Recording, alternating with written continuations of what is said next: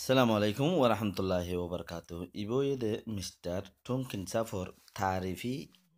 نيجر كوم الله حمغرد هنلا غوا چیز زي چیزو أنارسو إبا مازه إبا كي هوي نيجر كوم الله ولي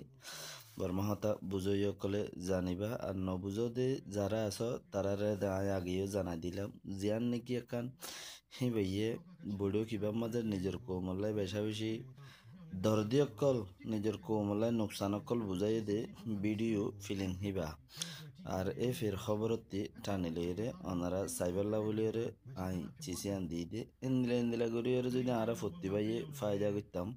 তাহলে আজিয়া আর খালতি ইয়াত্তু ইন্দিলা বত্তর জিন্দিগিতি ইয়াত্তু বারে আরো আগে জিন্দিগি পৌঁছিত করি বেহতর তো আল্লাহর হুকুমিয়ান ব্যক্তিনে কোশিশ করিও জিয়ান্তি আর যার বইতাতে রোহিঙ্গা নিজের জাতিল্লা নিজের ফায়দা বল্লা বলিয়ে রে আসসালামু আলাইকুম Of course, rape, kill, and murder many Rohingya children, women, and men in Rakhine State. That is true, but at the same time,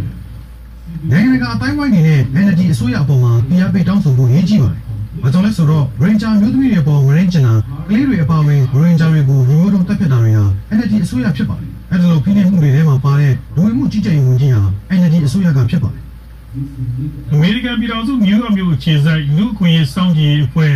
Human Rights Watch အဖွဲ့ကလည်းဘင်္ဂလားဒေ့ရှ်နိုင်ငံရိုဟင်ဂျာဒုက္ခသည်စခန်းရဲ့အခြေအနေတစ်စိတ်တစ်ပိုင်းကိုရှင်းပြပါတယ်။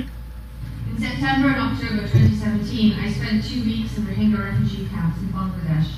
I interviewed 52 Rohingya women and girls, including 29. 2019 စက်တင်ဘာနဲ့အောက်တိုဘာလကဘင်္ဂလားဒေ့ရှ်နိုင်ငံကရိုဟင်ဂျာဒုက္ခသည်စခန်းကိုကျွန်မနှစ်ပတ်လောက်တွားရောက်လေ့လာခဲ့ပါတယ်။ကျွန်မအနေနဲ့ရိုဟင်ဂျာအမျိုးသမီး52ဦးကိုတွေ့ဆုံပြီးတော့မြင်မြင်ခဲ့ပါတယ်။အဲ့ဒီထဲမှာ29ဦးကမြန်မာစစ်သားတွေရဲ့မရင်းကျင်တာကိုခံခဲ့ရတယ်လို့ပြောပါတယ်။သူတို့ဟာ2019ဩဂုတ်လတွင်ကမြန်မာစစ်တပ်ကရိုဟင်ဂျာတွေကိုလူမျိုးတုံးရှင်းလင်းခဲ့စဉ်က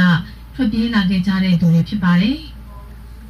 အဲဒီဂျာနာဝဲကို AI အပြည်ပြည်ဆိုင်ရာလွတ်ငြိမ်းချမ်းသာခွင့်အဖွဲ့နဲ့